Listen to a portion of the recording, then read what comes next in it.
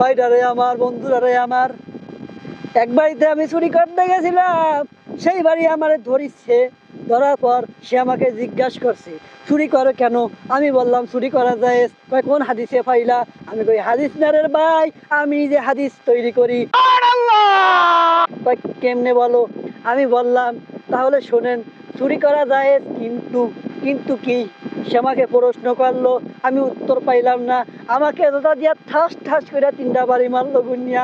আমি কাঁদতে কাঁদতে বাড়ি যাইসা ঘুমানোর পর আমার বউ আমাকে থাপ্পড় দিল 4টা, মোট হলো 7টা।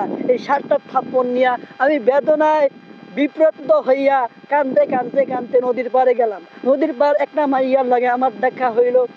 মায়ার লাগে দেখা হওয়ার পর মায়ারা আমার দিকে তাকাইয়া একটা চোখ টিপ মারলো। ঠিক আমি কি করলাম রে ভাই, হাফ প্যান্ট হয়ে পইরা সেখানে 2 দিন তামাই অজ্ঞান ছিলাম।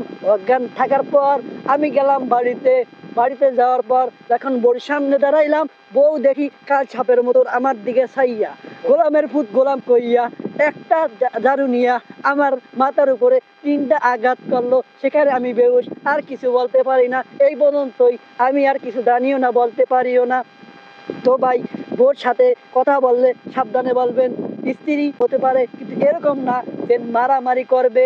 তাহলে কি শিখলাম আমরা? চুরি করা যাবে না, বিয়ে করা যাবে হ্যাঁ না।